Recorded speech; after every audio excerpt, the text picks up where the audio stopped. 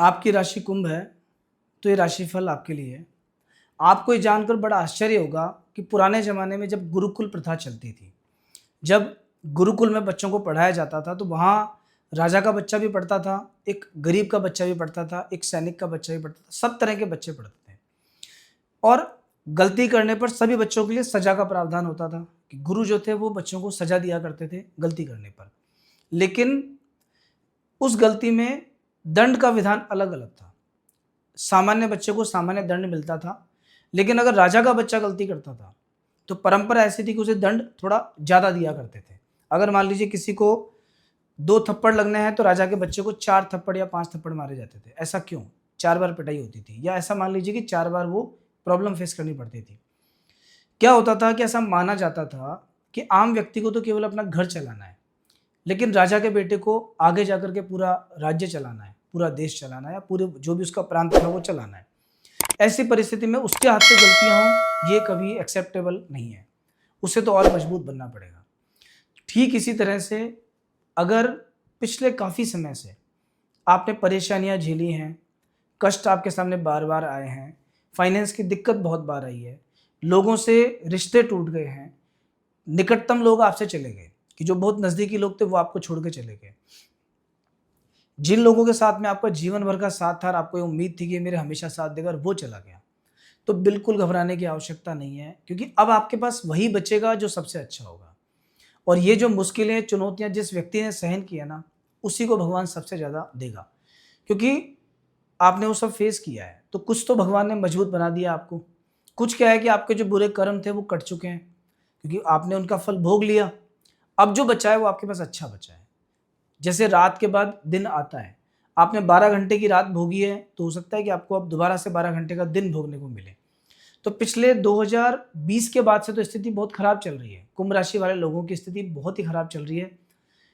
हिम्मत से, मेहनत से आप खड़े हो, आपके पुण्य से आप खड़े हो।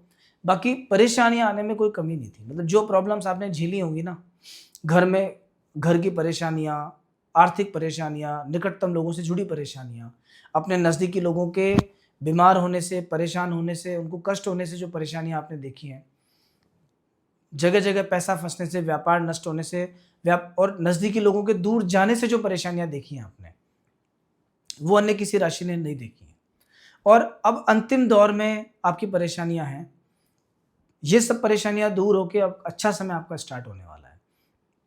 दोस्तों, इस कमिंग वीक में, आने वाले सप्ताह में 7 जुलाई को, मतलब वैसे तो देखो एक एक करके सब चीज़ें ठीक हो रही हैं। शनि अंतिम चरण में आ चुके हैं, बृहस्पति देवता छठे घर में चल रहे हैं, करियर पे उनकी पॉजिटिव दृष्टि है, धन के स्थान पे पॉजिटिव दृष्टि है। लेकिन अभी एक नई चीज़ और जुड़ गई। अब क्या जुड़ा है? अब बुध ग्रह ने अपना राशि परिवर्तन किया है, और स्व राशि के बुध आपके 5th हाउस में आ चुके हैं यहाँ पे। इससे पहले छठे घर में बुध थे। छठे घर के बुध क्या करते हैं? थोड़ा भ्रम देते हैं, कभी कभी अच्छे होते हैं पर भ्रम उत्पन्न करते हैं आदमी के मन में। और अब ये जो पंचम भाव में आए हैं, वक्री होके आए हैं। ऐसा कहते हैं कि जब कोई ग्रह वक्री हो जाए, और स्पेशली कोई शुभ ग्रह वक्री हो जाए अगर, तो उसके शुभत्व में और ज्यादा वृद्धि हो जाती। क्यों? शास्त्र में लिखा है, क्रूरा वक्रा महत क्रूरा, सौम्या वक्रा महत शुभा। सौम्य ग्रह वक्री होने के बाद में और अधिक शुभ फल देते हैं। तो बुध की गणना सौम्य ग्रहों में, मतलब शुभ ग्रहों में होती है। अब ये बुध आपको क्या देंगे? यहाँ पे ये 2 चीजें आपको देंगे। ध्यान से सुनना, ध्यान से समझना। सबसे पहली बात तो उन लोगों के लिए है कि जिनको एक साथ बहुत सारा पैसा कमाने की कोई लालसा है, जिनके दिमाग में है कि कहीं से मुझे पैसा मिलेगा, और ऐसे किसी काम में लगे हैं और अंतिम दौर में काम है, लेकिन बार बार अटक जाता है। उनको लगता है कि बस काम होने वाला होने वाला, अटक जाता है बार बार। तो अभी पंचमेश के मजबूत होने से आकस्मिक धन लाभ के योग बढ़ गए हैं, उन सब का काम हो सकता है। आपको अपने उस काम में बहुत प्रयास करना चाहिए, बहुत कोशिश करनी चाहिए। दूसरी चीज, बुध आपके 8th हाउस के मालिक है। 8वां घर होता है एंसेस्ट्रल प्रॉपर्टीज का, जो पूर्वजों से संपत्ति मिलती है। ऐसे बहुत लोग हैं कि जिनकी पूर्वजों की संपत्ति का विवाद चल रहा है, कहीं ना कहीं कोई ना कोई डिस्प्यूट चल रहा है जिससे वो परेशान है। लेकिन अब आपके डिस्प्यूट खत्म होने का समय आ गया है, या फिर ये जो समय आया है आपका 1 महीने का, अभी लगभग अगस्त तक का, ये समय ऐसा है कि इस समय आप प्रयास करो। अगर कहीं भी कोई बात आगे बढ़ेगी तो आपके फेवर में आगे बढ़ने के चांसेज उसके ज़्यादा हैं। आपको बहुत प्रयास करना चाहिए। अष्टमेश का पंचम भाव में जाना ये योग की दृष्टिकोण से बहुत अच्छा माना जाता है। मतलब ऐसा कोई भी व्यक्ति जो मेडिटेशन में रुचि रखता है, ध्यान, मेडिटेशन, उनके लिए तो गोल्डन पीरियड है। पंचम भाव होता है इष्ट देवता का, अष्टम भाव होता है एकाग्रता का और ध्यान का, साधना का। और ये पंचम भाव में जाना, वो भी बुध ग्रह का जाना। बुध तो खुद अनुष्ठान, ध्यान, सिद्धि, साधना इन सबको बताते हैं। तो जितने भी साधक हैं उनके लिए बहुत अच्छा समय है, परफेक्ट टाइमिंग अभी कोई भी पूजा पाठ, साधना, आराधना करने का। पंचम भाव में, पंचम भाव से देखा जाता है, ज्योतिष में लिखा है यंत्रम मंत्रम तथा विद्या बुद्धिश्चैव प्रबंधकम पुत्र राज्यापभ्रंशादीन पश्येत पुत्रालयाद् बुध है। क्या मतलब है इसका? यंत्र मंत्र, आपकी युक्तियां, आपकी प्लानिंग्स, बुद्धि, आपका मैनेजमेंट, आपका जो संतान है, संतान को कोई कष्ट, ये सब चीज़ें देखनी चाहिए पंचम भाव से। आकस्मिक धन लाभ, शेयर मार्केट की स्थिति। तो यहाँ एक प्रकार से बुध ग्रह के आने से और वो भी स्वय राशि के बुध के आने से बहुत ही पॉजिटिव स्थिति बनी हुई है, बहुत सकारात्मक कंडीशन बनी हुई है। और ये मान के चलिए कि आकस्मिक लाभ के पूरे योग हैं। आप शेयर मार्केट में दिमाग लगा के कोई इन्वेस्टमेंट करो, या फिर कोई ज़मीन वगैरह में अगर आपका मन है, थोड़ी व्यवस्था है, तो थोड़ा सा इन्वेस्टमेंट आप किसी प्रॉपर्टी में करो।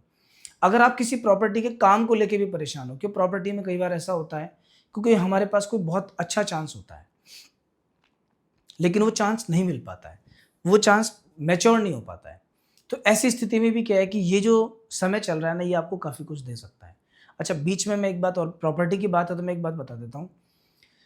ऐसे मैंने बहुत लोग देखे हैं, ये बड़ा इंटरेस्टिंग हो गया कि जिनके, कईयों के तो भाग्य में प्रॉपर्टी का सुख बिल्कुल नहीं होता।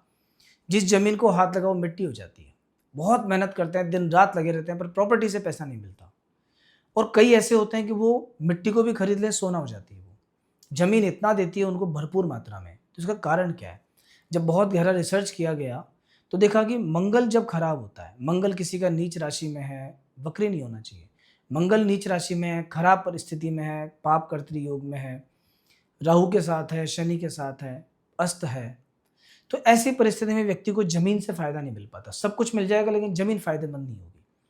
अगर किसी का मंगल उच्च राशि में है, मतलब मकर राशि में, स्वय राशि में है, मेष या वृश्चिक में, और 3, 6, 11 में बैठा है अगर, या 10वें घर में बैठा है, तो ये मान के चलना कि बहुत ही बढ़िया है, बहुत परफेक्ट है। हाँ, चतुर्थ भाव में अगर स्वय राशि उच्च राशि में बैठा है तो भी वो बहुत बढ़िया है। ऐसे लोगों को जमीन जरूर फायदा देती है।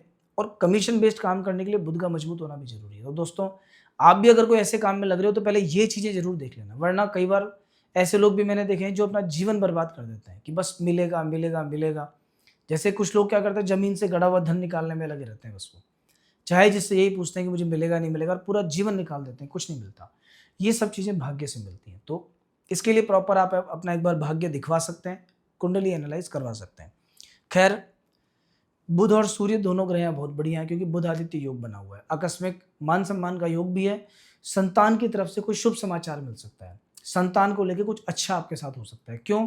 क्योंकि एक महीना आपका पंचम भाव बहुत स्ट्रांग है इस समय पर। इस समय बुध बहुत स्ट्रांग है, और बुध जो बैठे हैं किसके साथ बैठे हैं? सूर्य के साथ, एक पुरुष ग्रह के साथ बैठे हैं। तो संतान को लेके अच्छा फल आपको अभी दे सकते हैं। राहु की दृष्टि है संतान के भाव पे, तो प्राय राहु की दृष्टि खराब होती है, लेकिन यहाँ आपके लिए खराब नहीं है। क्यों नहीं है? मित्र की राशि में राहु विराजमान है और अपनी उच्च राशि को देखते हैं।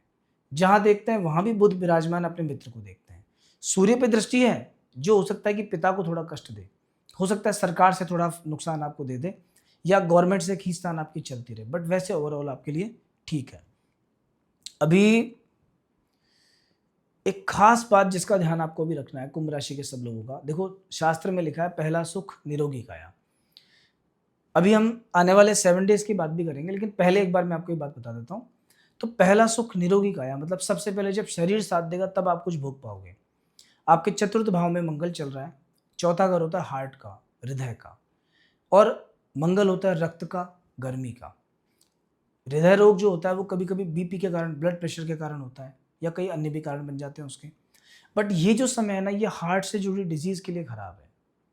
तो आपको अगर ऐसी कोई डिजीज है, आपकी कुंडली में ऐसा कोई योग है कि चतुर्थ भाव पीड़ित है बहुत ज़्यादा, तो स्पेशली आपको अभी जब तक ये मंगल चतुर्थ भाव में, तब तक आपको बहुत ध्यान रखना पड़ेगा कहीं कोई प्रॉब्लम आपके सामने से नहीं आए। क्यों?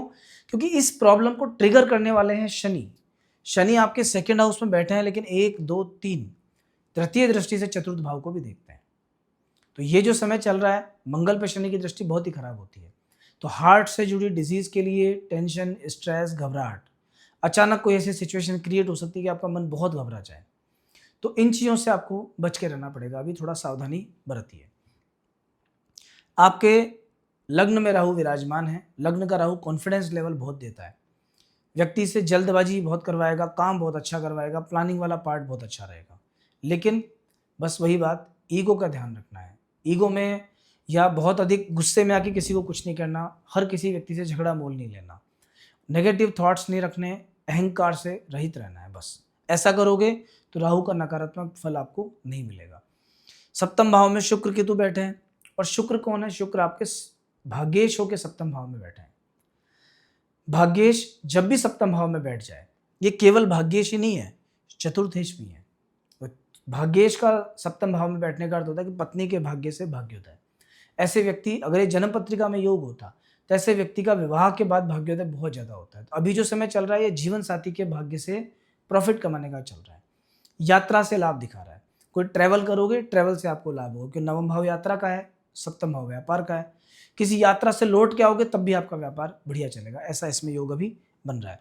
चतुर्थेश के सप्तम भाव होने से कि जमीन जायदाद से जुड़ा अगर किसी का व्यवसाय है, चतुर्थ भाव से जुड़ा हुआ अगर आपका व्यापार है, तो वो व्यापार आपका अभी बहुत ग्रोथ करेगा, बहुत उन्नति करेगा, बहुत पैसा देगा आपको। अब एक बार आगे, क्योंकि देखिए अभी हम बात करेंगे कुछ उपायों की, कि अभी जो दिक्कत चल रही है ना, केतु आपके लिए बहुत परेशानी वाला ग्रह है, और केतु के अलावा साढ़े सती का अंतिम चरण भी है। इसमें आपको क्या ध्यान रखना है, लेकिन पहले एक बार हम बात कर लेते हैं आने वाले 7 डेज की। तो देखिए 6 तारीख से वीक की शुरुआत है, 6 तारीख से सप्ताह स्टार्ट हो रहा है। 6, 7 और 8 ये 3 दिन आपके आर्थिक दृष्टि से ठीक है। सेकेंड हाउस में चंद्रमा रहेंगे शनि के साथ, हल्का फुल्का डर भय चिंता देंगे, लेकिन फिर भी चंद्रमा धन के कारक है, तो पैसा तो यहाँ मिलेगा, पैसा तो आपको देंगे। फिर भी इन 6, 7 और 8 इन 3 दिनों को शांति से निकालना, किसी प्रकार के डर भय से दूर रहना, मतलब मन में स्ट्रेस या डर नहीं होना चाहिए आपको। इसके बाद 9 तारीख और 10 तारीख, यहाँ हमने लिखा है कि 2 दिन आपके लिए बहुत अच्छे हैं। 9 तारीख और 10 तारीख में आपका समय शानदार जाएगा, बहुत आराम से शांति के साथ आपका समय बीतेगा। क्यों? क्योंकि तृतीय भाव के चंद्रमा व्यक्ति को भाग्य का साथ देते हैं, यात्रा से लाभ देते हैं, काम में प्रमोशन देते हैं और प्रॉफिट देते हैं हर तरीके से। तो ये 2 दिन आपके बहुत बढ़िया हैं। 11 तारीख और 12 तारीख, इस पूरे वीक में इन 2 दिनों में सावधानी बरतना, हेल्थ इश्यूज रह सकते हैं, सर्दी खांसी जुकाम कफ कोल्ड ये सब चीज़ें। परिवार में झगड़ा हो सकता है, माता पिता पत्नी बच्चे इनसे झगड़े से दूर रहना। किसी जमीन को लेकर विवाद बढ़ सकता है, कोई प्रॉपर्टी कॉमर्शियल रेजिडेंशियल कैसी प्रॉपर्टी उसको लेकर विवाद बढ़ सकता है।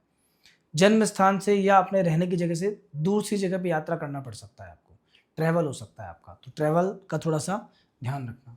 और ये चंद्रमा मानसिक अशांति भी देता है, कि कोई परेशानी आपके सामने आ जाए जिसको लेकर आप मेंटली परेशान हो जाओ, तो ज़्यादा स्ट्रेस लेने की आवश्यकता नहीं है, परेशान होने की आवश्यकता नहीं है। उसके बाद में धीरे धीरे सब चीज़ें अपने आप ठीक हो जाएंगी। दोस्तों, आपकी कुंडली में आपके बारे में सब लिखा है कि आप, क्योंकि ये जो भाव दिख रहे हैं ना, ये केवल हाउसेज नहीं है, ये आपके पूरे जन्मों का कर्म है। पहला भाव बताता है कि आपका शरीर कैसा रहेगा, सम्मान कैसा मिलेगा, रोग होंगे कि नहीं होंगे। दूसरा घर बताएगा आप पैसा जोड़ोगे कि नहीं जोड़ोगे, कितना पैसा जोड़ पाओगे। कुछ लोग कहते हैं बरकत नहीं होती, उनका सेकंड हाउस डिस्टर्ब होता है। इसी तरह से थर्ड हाउस ये फोर्थ हाउस बताएगा जमीन मकान प्रॉपर्टी का सुख लिखा है कि नहीं लिखा। बहुत लोगों का क्वेश्चन होता है कि मेरा मकान कब बनेगा, कईयों का बहुत जल्दी बन जाता है, कई का नहीं बन पाता। ये सब कुंडली में लिखा है। पंचम भाव संतान को दिखाता है कि संतान कैसी होगी आपकी, होगी कि नहीं होगी, पुत्र है कि पुत्री है, या फिर संतान लायक है कि नहीं है, संतान से कोई दिक्कत तो नहीं। ये सारे क्वेश्चंस जो मन में आ सकते हैं वो सब इसमें है। व्यापार व्यवसाय 7वें घर से देखा जाता है, भाग्य 9वें भाव से, और कामकाज और करियर, आपका करियर किस लेवल पे जाएगा, किस फील्ड में जाएगा, क्या काम करोगे, ये सब 10th हाउस। इसी प्रकार 11वां घर बताता है आपकी इनकम को, पैसा कहाँ कहाँ से आएगा, कितने सोर्स से आएगा, कब आएगा। 12वां घर बताएगा मोक्ष को, कि जीवन का जो अंतिम लक्ष्य है वो मिलेगा कि नहीं मिलेगा। ऐसा तो नहीं कहीं आए जीवन भोगा और चल दिए, ऐसा नहीं। तो ये कुंडली आपका जन्म से मृत्यु पर्यंत का सफ़र है।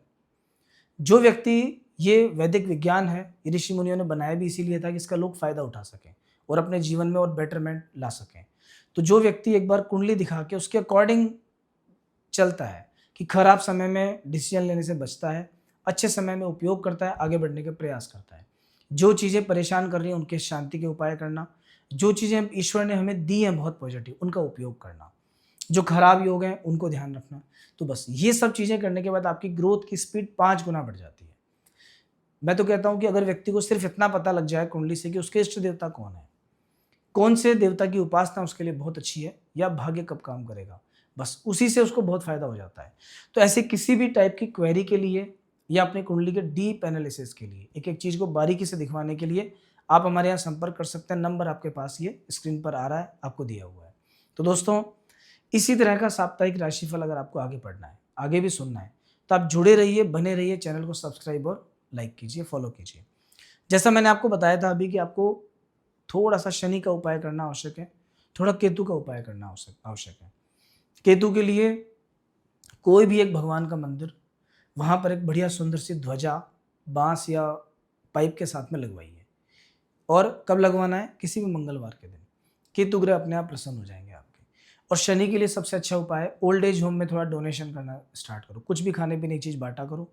अंधे लोग, लंगड़े लोग, या जिनके पाँव में कोई प्रॉब्लम है या हीनांग है, किसी तरह से हीनांग हो, अधिकांग हो, उनको आप कुछ डोनेट करना स्टार्ट करो बस। ये 2 सिंपल रेमेडीज़ करो। अगर कोई मंत्र करना चाहो तो ओम प्राम प्रीम प्रोम सः शनये नमः, ये शनि जी का मंत्र है। अगर कोई उपाय करवाना है आपको, तो मेरा सजेशन है कि बीज मंत्र या तांत्रिक मंत्र नहीं करा के वैदिक मंत्र करवाओ, वैदिक विधि से, वैदिक ब्राह्मणों से। ऐसे ब्राह्मण जो नित्य संध्या वंदन करते हो, क्योंकि जब खुद के पास ताकत नहीं होगी तो हम देंगे क्या यजमान को। तो ऐसे ब्राह्मणों से आप जप करवाइए सही तरीके से, तो भी आपको लाभ होगा। आप स्वयं करना चाहें तो शनि का, अगर आप बहुत परेशान हैं शनि की 7.5 से, ढैया से, या अन्य कोई राशि वाले भी जिनको ढैया 7.5 ढैया लगा हुआ है या कोई दशा खराब है, तो उनको खुद को जप करना चाहिए शनि के बीज मंत्र का, ओम शम शनैश्चराय नमः या ओम प्राम प्रीम प्रोम से शनि नमः। तो दोस्तों, नेक्स्ट वीक फिर मिलना होगा, तब तक के लिए नमस्कार।